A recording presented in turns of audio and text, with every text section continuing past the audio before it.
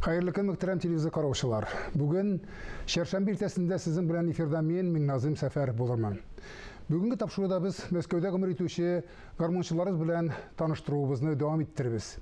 Efirde siz yaratıp ilgirgen oynağız garmonlar tapşırığı.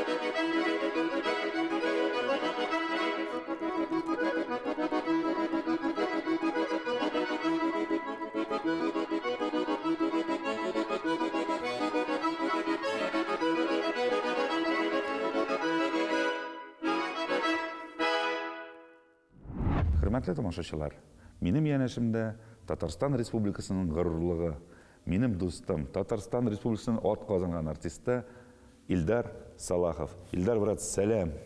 Сәлам, Наил, хәерле көн. Исәнмесез, кадерле тамашачылар. Сезне күрергә бик шат. Күптән очрашмаган идек. Аллага шөкер, менә очраштык. Илдар, Үзең турында бір-екі сөз әйт әле. Менә син кая тугансың, кая укыдың? Тумышым белән мин Татарстан Республикасының Алабуга шәһәреннән, шунда туып үстем. Әнием минем Мөслим районыннан, әти мәрхүм инде хәзер Мамадыш районының Арташ авылыннан. Менә шулай алар очрашканнар Алабуга шәһәрендә һәм без дөньяга килгәнбез. Без 3 бала, музыкаль гаиләдә тәрбияләндек. Әти баянда уйныйдыр, әни җырлыйдыр. Шуңа күрә безнең бүтән өлкә буенча китергә возможность булмагандыр. Шуңа күрә без музыка өлкәсен сайладык күбебез. Мин Алабугада музыка мәктәбендә белем алдым. Минем укытучым Рахматуллин Равил Ахунович иде. Аннан инде мин 14 яшьтә музыка мәктәбен бетергәч, Чаллы шәһәрендә сәнгать училищесында белем алдым. Син Алабугадан училищега көн сайын автобустан йөрдеңме әллә? Син может хәтердәдер, сөйләгәнмендер инде. Менә шулай көн сайын 14 яшьтә чыгып китеп, көн сайын иртән торасың да. Узак түгел инде, хәзерге ара буенча 20 километр ерак түгел, ләкин ул вакытта ул ничектер автобуслардан начарак йөри.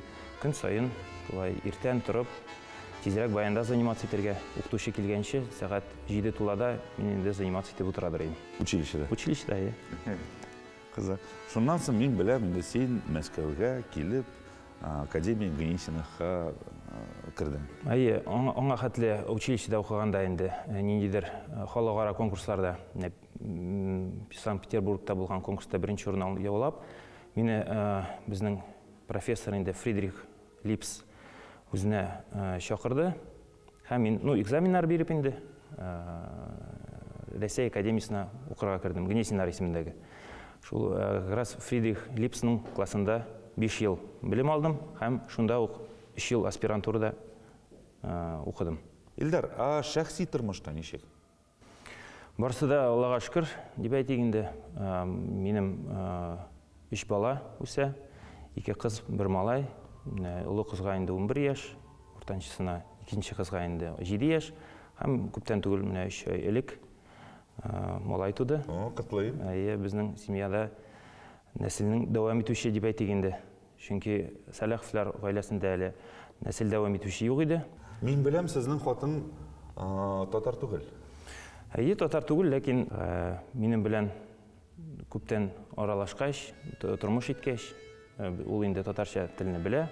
Бик камил булмаса да, без өйдә татарча сөйләшергә тырышабыз. Балалар белән мин татарча гына сөйләшәм, кайбер сүзләрне аңламаган сүзләрне әлбәттә әйтәм, ләкин алар әни, әти, андый безнең папа, мама дигән сүз юк. Милли ризыкларны үзең пешерә аласыңмы? Үзем юк. Менә ул яктан ничектер мин үзем пешергән юк.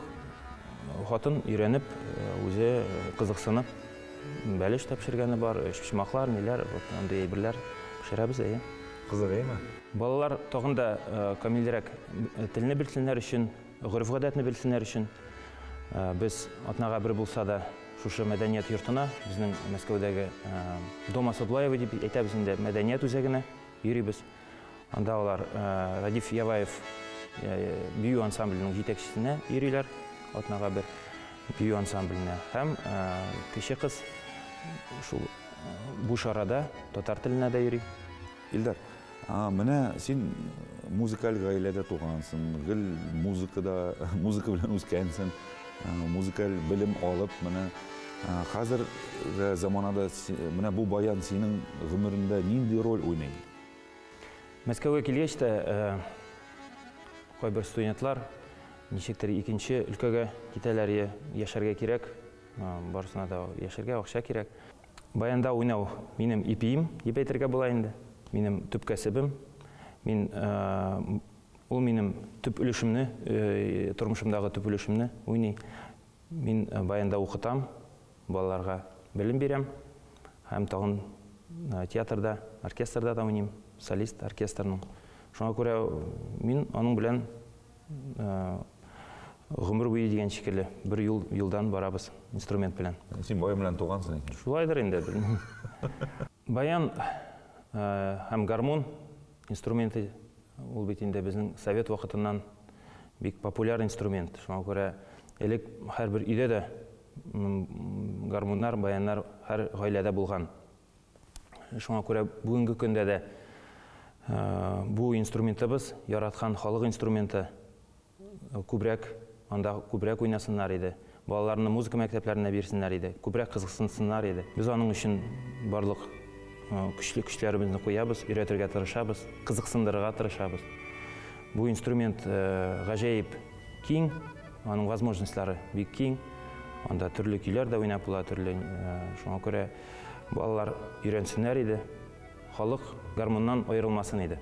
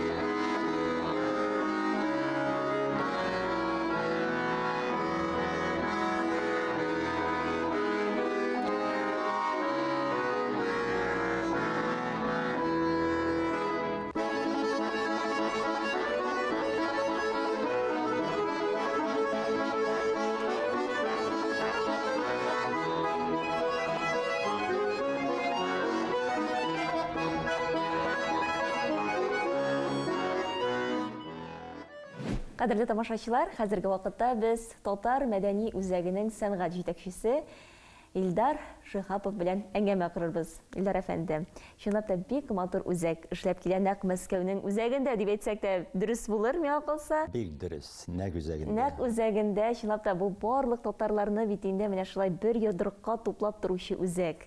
Дөрес, дөрес. Ничәнче елларда эшләп китте ул үзәк? Бераз тарихы белән таныштырып китсәгез иде.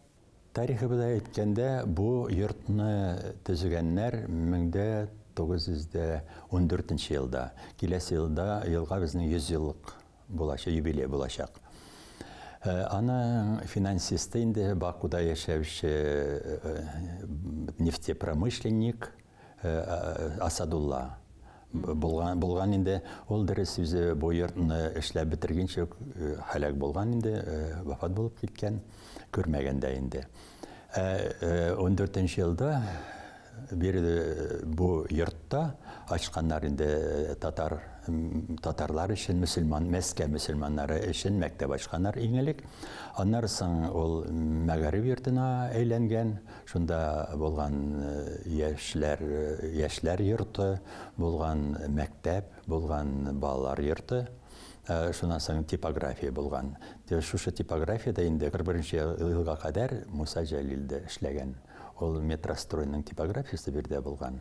Ул шушы типографияда эшләгән. Аннан соң ул алып барган татар телләре, кружогы инде дибез русчалап әйткәндә, һәм язучылар группасы алып барган инде. Бу йортта 1917 елда бөтен Россия мөселманнарының съезды булып узган. Шуннан соң инде 41 елга кадәр бу йорт бирелгән татарларга, мөселманнарга дибез инде, күбесенчә ул вакытта Мәскәүдә татарлар яшәгәннәр, шуннан татар йорты дибез инде әлегә кадәр. 3 елдан бирле бу Мәскәү татар автономиясе йорты, шул автономия татар милли мәдәни автономия каршында инде ТКЦ дибез инде русчалап әйткәндә мәдәният центры инде булып кала бу. Бирдә башлап 2-3 еллардан соң бер-ике генә үзешчән сәнгать түгәрәкләре бар иде, Чишмә, тагын берничә, хәзер инде 20дән артык үзешчән сәнгать түгәрәкләре бар. Халык кайсылар биргә иреләр, татар телен өйрәнер өчен, татар җырлары өчен. Шушындый безнең матур гына үзәгебез. Менә монысы иң мөһиме, чөнки алар барысы да җырлап, матур итеп үзләренең телләрен онытмыйча яшиләр. Бик дөрес, татар теле бигрәк әһәмият бирәбез татар теленә. Менә бу бүлмә татар теле бүлмәсе. Татар телен алып бара безнең 2 бер генә түгел, 2 укытучы, балалар күп кенә йөриләр, олылар да бик рәхәтләнеп йөриләр. Тырышабыз инде татар теле бетмәсен дип Мәскәүдә, чөнки балалар, бит кечерәк балалар, әниләре, әтиләре авыллардан инде килеп Мәскәүдә яшәп, алар үзләре дә русча сөйли башлыйлар инде основнда, кызганычка каршы да. Балалар шуның өчен әти-әниләре аларны менә ничек инде Мәскәүдә институтларга, университетларга кертәргә, татар телен өйрәтергә кирәкмесең дип сорау бирәләр. Бик дөрес сорау түгел ул. Әлбәттә, чөнки элек инде вообще балаларны врачлар әйтмешләр, 5 яшеннән кирәк балаларны 5-6 чит ил телләренә дә өйрәтергә. Шулай бер татар теле үз телебез бит инде. Татар телен белмичә ярамый.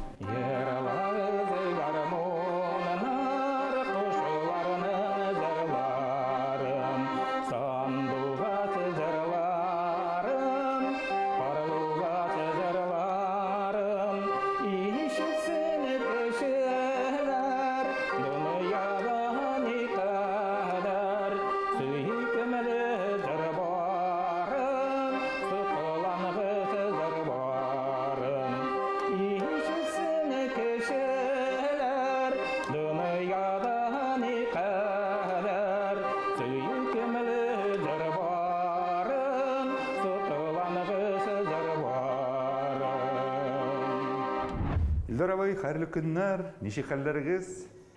Бик тә шәп, Мәскәүнең татар центрында уйнап, бейеп, күңел ачып йөрибез, Аллаһка шөкер. Илдар, мин беләм, сез Башкортстаннан. Башкортстанның Миякә районыннан булам, тугышым белән. Башкортстанда тугаш, Мәскәүгә ничек эләктегез сез? Мәскәүгә 78 елда, 1900-дә Олимпиада алдыннан стройкаға килдем, Олимпиада төзергә, по комсомольской путевке белән армиядан. Шулай торып калдым Мәскәүдә. Гомер буе сварщик булып эшләдем. Хәзер пенсияга чыккач, өйдә тик кенә ятып булмай, күңелсез. Шуңа күрә татар центры миңа нык ярдәм итә. Килеп, күңел ачып, аралашып, ярлап, бейеп, кайтып китәбез. Менә сез гомер буе сварщик булып эшләп, ничек соң гармун сезгә кулыңа эләкте? Гармун эләкте миңа әтием укытучы, үзе гомер буе гармунда уйнады. Мине дә кечкенәдән 5 яшьтән башлап өйрәтте гармун уйнарга. Ул гармун кулдан төшмәй инде ул. Бу гармун зур роль уйный минең тормышымда. Нинди күңелсез вакытлар була. Гармунны аласың да уйнап, җырлап алсаң, күңелләр икенчегә әйләнеп китә. Шатлык вакытларында да гармунны аласың кулга. Шулай булгач ул минең өчен яраткан Достым була инде.